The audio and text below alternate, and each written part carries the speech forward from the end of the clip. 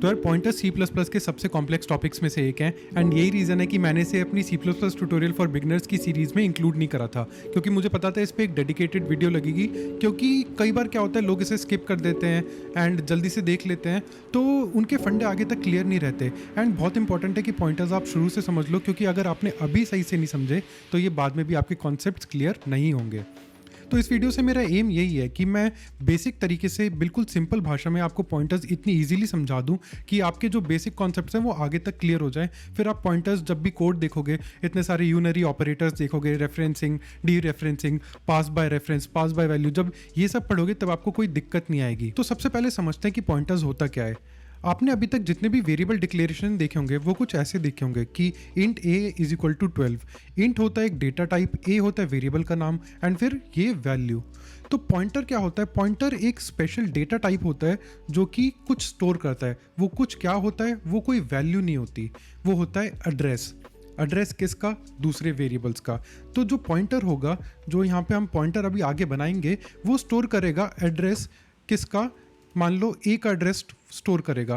तो pointers address store करते हैं हेक्साडेसिमल की फॉर्मेट में। तो पॉइंटर्स कैसे काम करते हैं ये समझने के लिए हमें समझना पड़ेगा कि इंटीजर्स स्टोर कैसे होते हैं मेमोरी में। मैं इंटीजर्स का एग्जांपल ले रहा हूँ क्योंकि ये काफ़ी कन्वीनियंट है। बाकी भी एग्जांपल आप ले सकते हो, फ्लोट वगैरह, वो भी ऐसे ही स्टोर होते हैं मेमोरी में। तो सबसे पहले एक बेसिक डिक्लेरेशन देखते हैं वेरिएबल का।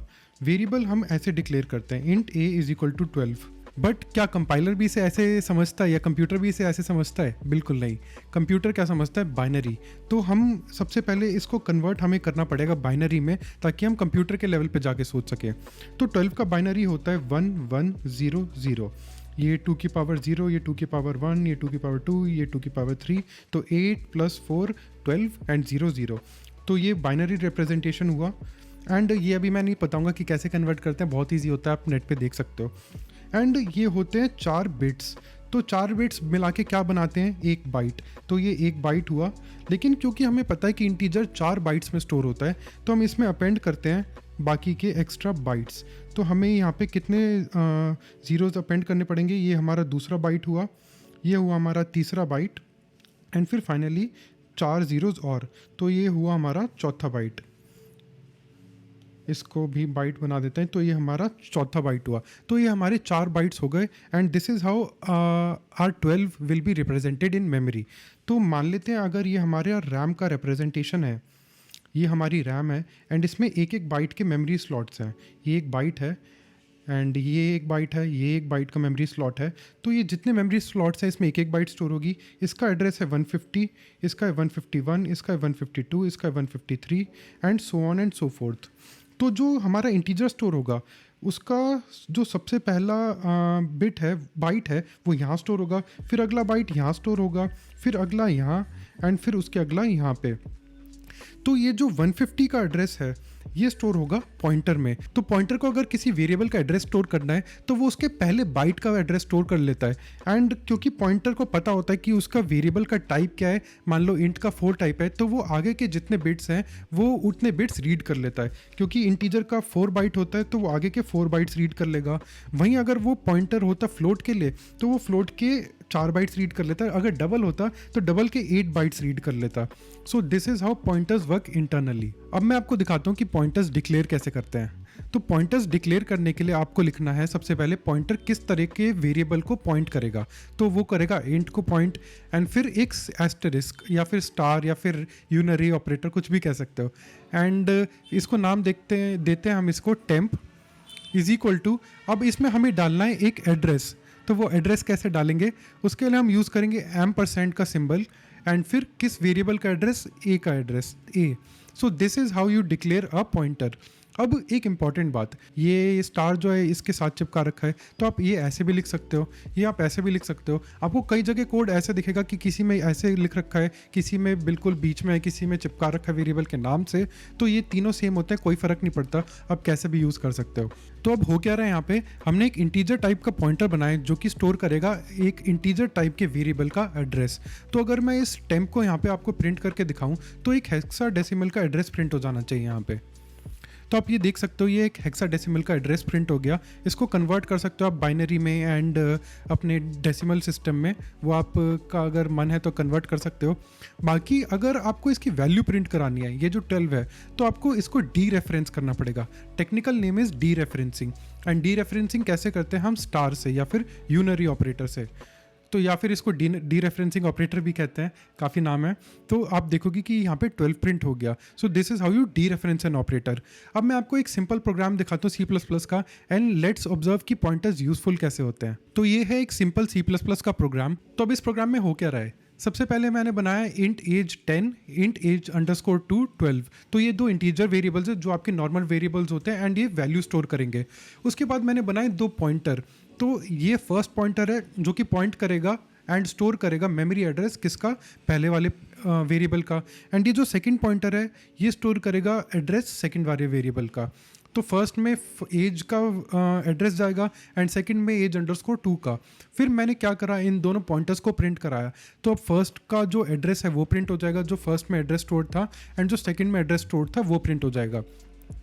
फिर मैंने इन दोनों के एड्रेसेस को स्वैप कर दिया। तो आप देख सकते हो कि एक टेम्परेरी वेरिएबल लिया, यहाँ पे टेम्परेरी पॉइंटर लिया, उसमें मैंने फर्स्ट का स्टोर कराया, फर्स्ट में मैंने सेकंड का डाला एंड सेकंड में फिर फर्स्ट का कहाँ से? ये टेम्प वेरिएबल से। तो इन दोनों के मेमोरी एड्रेस स्वैप हो गए एंड फिर फाइनली मैंने इनका एड्रेस प्रिंट करा दिया, फर्स्ट का और सेकंड का। तो अब होना क्या चाहिए कि ये जो मेमोरी एड्रेसेस हैं पहले ये जैसे थे ये अब उल्टे हो जाने चाहिए। तो अब इसको एक बार रन करके देखते हैं कि होता क्या है। तो आप ये देख सकते हो कि इनिशियली इसका एड्रेस था एंड में 9958 था एंड 9954 था। फर्स्ट का था 9958, सेकंड का था 9954 एंड फिर जब मैंने स्वैप करा तो फर्स्ट का हो गया 9954 एंड सेकंड का हो गया 9958। अगर मैं इन्हें डी रेफरेंस भी करता हूँ तो आप देखोगे कि ये डिफरेंट वैल्यूज़ को पॉइंट करेंगे। So they can be used to swap two values या टू वेरिएबल्स।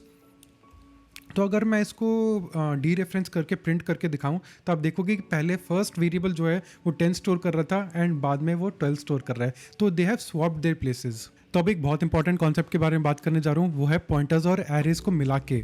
तो पॉइंटर्स और एरेज का काफ़ी स्पेशल रिलेशन होता है। अगर आपने मेरी पहली C++ ट्यूटोरियल की सीरीज़ देखी हो तो उसमें मैंने एक लाइन बोली थी जो मैंने आपको कहा था कि बिल्कुल याद रखना एरे के केस में, name of an array is a pointer to its first element.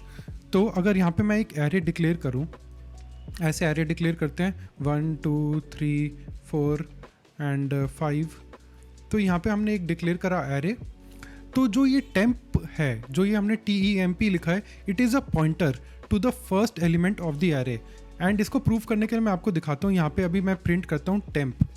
तो अगर मैं इसको प्रिंट करूँ तो आप देखोगे कि एक एड्रेस प्रिंट होगा, इसने पूरा एरे नहीं प्रिंट करा।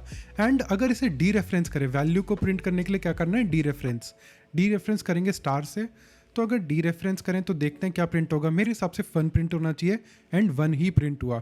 तो what it does is it points to this first element and उसके बाद वो स्किप करते रहते हैं। जैसे अगर आपको अगले एलिमेंट पे पॉइंट करना है तो आप पॉइंटर पे अरिथमेटिक भी कर सकते हो, यानी कि आप इस पे +1 भी कर सकते हो। तो अगर +1 करते हैं तो अब देखते हैं क्या होता है, फिर मैं आपको बताता हूँ कि ये हुआ कैसे। तो ये 2 को पॉइंट कर रहा है। तो ये हुआ क्या कि इसने कहा कि ये टेम्प जो है ये एक इंटीजर वेरिएबल है एंड ये फर्स्ट एलिमेंट को पॉइंट कर रहा है। अब जब हम एड्रेस में 1 ऐड करते हैं तो ये 4 बाइट स्किप कर देता है पूरी एंड ये नेक्स्ट मेमोरी लोकेशन पे चले जाता है, क्योंकि एरे कॉन्टिग्यूअस मेमोरी लोकेशन होती है। तो ये नेक्स्ट मेमोरी लोकेशन पे चला गया एंड इसने पॉइंट करा 2 को। ऐसे ही अगर मैं यहाँ पे 3 कर दूंगा तो ये आगे को पॉइंट करेगा और ये पॉइंट करेगा 4 को। बट अगर आप इससे आगे जाओगे तो ये गार्बेज वैल्यू प्रिंट करने लग जाएगा। जैसे अगर मैं 6 प्रिंट करूँ तो ये गार्बेज वैल्यू, और ये वैल्यू हर बार डिफरेंट होगी। तो ये वैल्यू हर बार डिफरेंट होती है एंड ये गार्बेज वैल्यू होती है। एंड ये काफ़ी कॉमन तरीका है पॉइंटर्स और एरेज को एक साथ यूज़ करने का। फॉर एग्जांपल अगर मैं आपको एक फंक्शन दिखाऊं सम फन एंड इसमें मैं एक्सेप्ट करूं एक पॉइंटर, तो this is how you pass arrays inside functions in C++। अगर मैं इसको यहाँ पे ए को प्रिंट कराऊँ तो आप देखोगे कि ए का मेमोरी एड्रेस प्रिंट होगा। एंड सिमिलरली यहाँ पे क्या करते हैं, यहाँ पे हम टेम्प का एड्रेस प्रिंट कराएंगे एंड ए को मैं पास करूँगा, ये जो सम फन वाला फंक्शन है इसमें मैं टेम्प पास करूँगा। तो अगर मैं इसको प्ले करूँ तो आपको देखोगे कि यहाँ पे एड्रेस प्रिंट हो गए। इसमें ENDL डाल देते हैं और थोड़ा प्रिटी प्रिंटिंग के लिए। तो आप देखोगे कि सेम एड्रेस प्रिंट हुआ है। तो इसने करा क्या, इसने टेम्प के एड्रेस को यहाँ पे पास करा, क्योंकि टेम्प इज़ अ पॉइंटर, इसने पास करा एंड इंट ए में वो पॉइंटर का एड्रेस स्टोर हो गया। एंड अगर मैं इसको यहाँ पे डी रेफरेंस करके चलाऊँ, अगर मैं यहाँ पे स्टार ए प्रिंट करूँ तो ये 1 को रेफर करना चाहिए। एक बार इसको प्रिंट करके देखते हैं। हाँ, तो सबसे पहले मेरा प्रिंट हुआ टेम्प का एड्रेस, यहाँ पे एड्रेस प्रिंट हुआ। उसके बाद मैंने सम फन कॉल करा, उसमें मैंने टेम्प को भेजा जो कि एक पॉइंटर है, यहाँ पे पॉइंटर वो रिसीव हुआ एंड फिर उसने क्या करा, उसने डी रेफरेंस करा एंड प्रिंट करा दिया जो भी डेटा पॉइंट करा था। तो क्योंकि डेटा ये जो टेम्प है ये पॉइंट करता है फर्स्ट एलिमेंट को, तो यहाँ पे पूरी चेन घूमी एंड फिर फाइनली यहाँ पे फर्स्ट एलिमेंट को इसने प्रिंट कर दिया। अगर मैं इसको करूँ a+2, अगर मैं इसको a+2 करके आपको दिखाऊं तो 0 1 2 ये 3 प्रिंट करना चाहिए। तो इसको रन करके देखते हैं प्रोग्राम को, तो आप देखोगे कि 3 प्रिंट हो गया। So this is how you use arrays and pointers simultaneously. ये काफ़ी ज़्यादा यूज़ होता है। तो जब भी आपको कोई ऐसा प्रोग्राम दिखे तो घबराना मत, अब आपको पॉइंटर्स अच्छी तरह आते हैं। अगर फिर भी कोई डाउट रह गए हो तो आप मेरे को कमेंट्स में बता सकते हो, मुझसे इंस्टाग्राम पे पूछ सकते हो। अगर कुछ रह गया हो तो वो भी मेरे को कमेंट्स में बता देना, मैं वीडियो को रेक्टिफाई कर दूंगा या मैं इसमें और भी चीज़ें घुसा दूंगा। आई होप ये वीडियो आपको पसंद आई हो एंड आपके लिए यूज़फुल रही हो। अगर ऐसा है तो सब्सक्राइब कर देना, वीडियो को लाइक कर देना and I will see you in the next video.